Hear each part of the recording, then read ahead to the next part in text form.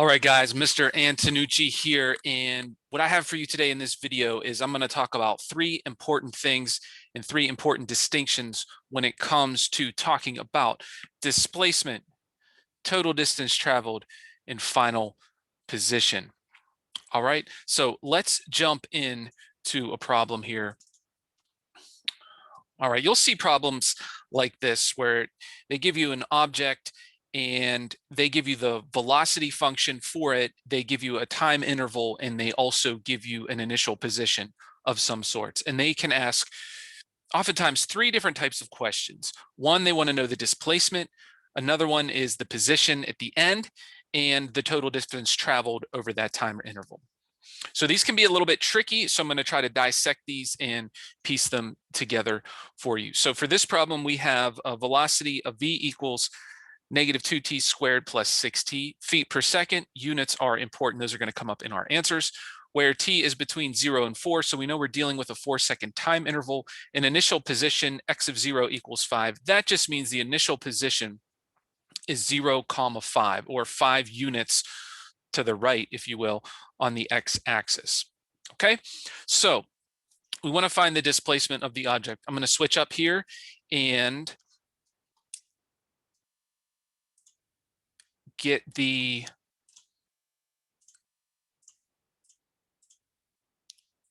video up for you guys there.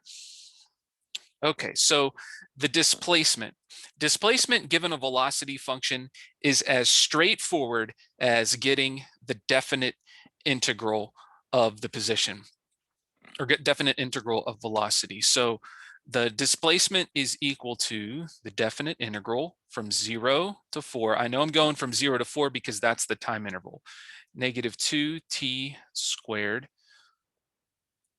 plus 6t dt. Now that integral is -2/3 t cubed plus the t squared, divide by 2, you get 3 from 0 to 4.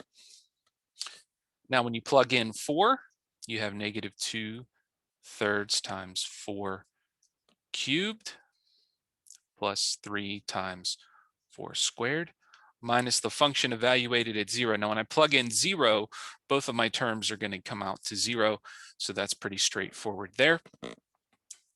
And then 4 cubed is 64 times 2 is -128 over 3.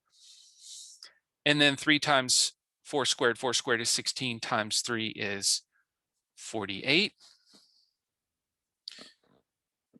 And then if you get a common denominator, you would have -128 thirds plus 144 thirds, which is, I believe, 16 thirds.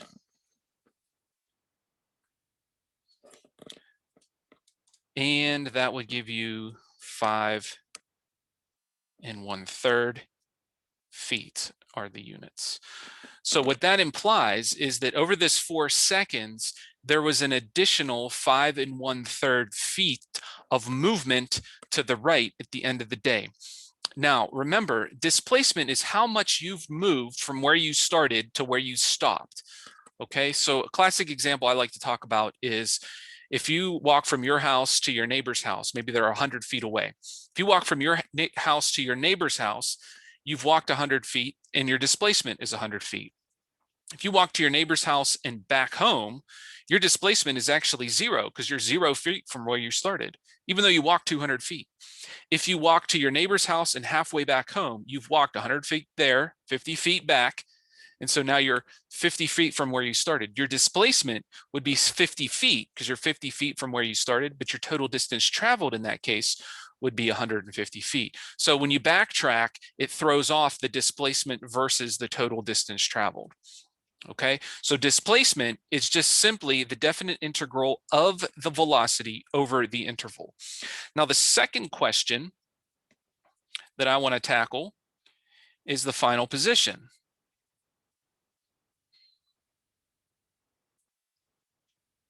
Now, how we tackle this, all you do is, so for this problem, we want to know what the position is when x is 4. There's a number of ways, or excuse me, at when t is 4. There's a number of ways to do this problem, but simply put, the process that you're essentially going to do is you're going to take the initial position, which was x of 0, plus the change in position over the interval, which is the same thing as displacement. Displacement is just a fancy term for change in position when you're talking about position functions. Okay, so all we really did was just add the initial position to the displacement. And that's how you get final position. It's really that straightforward. So that would be 10 1/3 feet there. So the distinction between these two is 5 1/3 is how much you moved over that 4-second time interval. The 10 1/3 is where you actually are, because you started at 5 feet to the right. Your initial position was 5 feet. We add on to that the change in position. You are now 10 1/3 feet from, I guess in this case, essentially would be the origin. Okay, if your displacement can be positive, negative, or 0. If your displacement's negative, that means you're just to the left or below or behind where you started, that many units. Your final position can be negative in some circumstances, depending on the context. And that just means you're to the left of the origin, or you're to the left or behind or below where you started. Now, total distance traveled is a little bit more involved, but the concept is kind of straightforward. Let me share with you the graph of the velocity function. I had to do it in terms of x. I could change this to v, but this is the velocity function. And if we go from x equals 0 to x equals 4, just put some vertical lines there to show you some distinctions here. Notice that the velocity is positive for the first 3 seconds. And then after that, the velocity switches to negative, which means that over the first 3 seconds, the object is moving forward. And then at 3 seconds, it momentarily stops and then begins to move backwards. So you're backtracking. Now, what's going to happen is at the end of the day, after you accumulate all the forward movement and backward movement and cancel it all out, you've moved 5 1/3 feet from where you started, and that's where you landed, and that's the displacement. We added that to the initial position to get your final position. But if I want to know what was my total distance traveled, essentially how many feet did I travel, I have to figure out, well, how many feet, how far did I travel in the forward direction? And then how many feet did I travel backtracking? And then add those together. That's essentially what we're going to do here. And I'm going to show you algebraically how to do that. Right here. So with the total distance traveled, first thing you want to do is take your velocity function and figure out the zeros of it, because those are the times where the velocity, where the object stopped momentarily. And an object is not, if you have a continuous function, it's not going to change direction unless the velocity hit 0. So just factor out a -2t to make your life easier, and you would get t minus 3. So this factor is going to give you t equals 0, and this factor is going to give you t equals 3. Now, sometimes what's going to happen is, remember our interval was t is between 4 and 0. So we're only considering values between 4 and 0. All right, both of these fall on that interval, so we're okay. What's going to happen sometimes is if you solve for when the velocity is 0, one or more of those values, or all of them perhaps, may fall outside of the interval you're analyzing. And that's okay. You just don't include them in your analysis. And then what we're going to do is we're going to figure out the displacement over each of those intervals. So I'm going to go first from 0 to 3.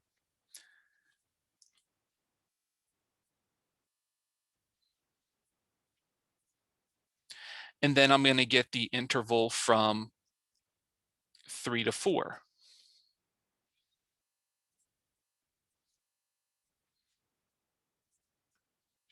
Essentially, to get total distance traveled, what you're going to do is you're integrating the absolute value of the velocity function.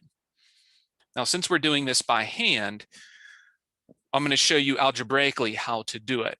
But what we're actually doing is that when you take the absolute value of a function, you essentially take all the negative parts and flip them up. So the function becomes always non-negative, 0 or positive.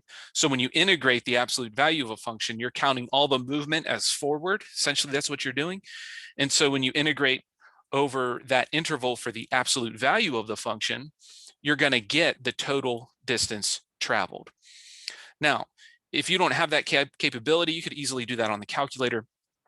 But if you have to do it by hand, the thing you have to do is you have to split the integral up into the intervals where it's positive versus negative. And then what you do is you take the absolute value of those answers and add them together. Because I know that from 0 to 3, the velocity in this case is always going to be positive because we cheated and looked at the graph. But even if we didn't have the graph, I know that because the velocity only possibly changes sign at t equals 0 and 3, that between 0 and 3, the velocity is not going to change sign. Okay, so it's either going to be positive, negative, or 0, but if I take the absolute value of it, I'm getting how far the object traveled over that interval. And then from 3 onward, there are no other points where the velocity is 0. I know it's always going either forward or backwards. The velocity is always going to be either positive or negative. It doesn't really matter which one because we're just going to integrate over that interval and take the absolute value of our answer anyway. And we're stopping at 4 because our interval that we initially started with stopped at 4 anyway. Okay, so let's get to work here. So the antiderivative, we're going to call on some answers from previous sections. So negative 2/3 t to the third plus 3t squared from 0 to 3. Okay. Now, when I plug in 3 cubed is 27. 27 divided by 3 is 9 times the negative 2 is going to give you negative 18. 3 in here, 3 squared is 9 times 3 is going to give you 27. Okay. And then when you plug in 0, you're going to get 0 for both of those anyway. So your answer is 9. Absolute value of 9 is 9. So I know that the object moved 9 feet essentially forward over this interval. Okay, I didn't even have to take the absolute value of the answer, but I just did that to be consistent. Okay, so now this interval right here, integral right here, same antiderivative. And I'm going from 3 to 4. Now, when I plug in t equals 4, okay, I know that my answer is going to be 16/3 because when I plugged in 4 up here, I got 16/3. So for the sake of time and repetitiveness, I know that when I plug in 4, I'm going to get 16/3 minus the function evaluated at 3. I already know that that's going to be 9. And 9 is the same as 27/3. So I'm going to end up with negative 11/3. The absolute value of that is 11/3. So what this means is that from 3 to 4 seconds, the object moved 11/3 feet backwards, or negative 3 2/3 feet backwards. But since I want total distance traveled, I want to count that as, well, how many feet? What was the magnitude? How far did that go? That, well, just take the absolute value. You would get 11/3. Now, 9 is the same as 27/3. So when I add these values together, I get 38/3, which is 12 2/3 feet. That is the total distance traveled by the object over this interval. So let me just go back to the graph really quick. If you look, the object moved forward from 0 to 3 seconds. That area under the graph in that section is a total of 9 units. And that was the 9 units that we got from the integral from 0 to 3. Now, if you go from 3 to 4, notice the velocity becomes negative, and that's where we got negative 11 thirds, or negative 3 and 2/3. Okay, so, and that's how much movement was backwards. That would be the area of this little section right in here, this almost triangular shape. But we get counted as negative because it's below the x-axis and the velocity is negative, so the movement is backwards. But it's still movement. So we want total distance traveled. We take the absolute value of those two values and add them together, and you get 38 thirds or 12 and 2/3. All right, guys. Well, I hope that was helpful for you today. With learning the distinction between total distance traveled, final versus figuring out the final position, as well as total distance traveled. So those three things, displacement, final position, and total distance traveled, can really easily get confused. So I hope that was helpful to you today. If so, if you have a question, make sure you let me know in the comments, and maybe I'll make a video about it. Make sure you subscribe to the channel. And guys, take care.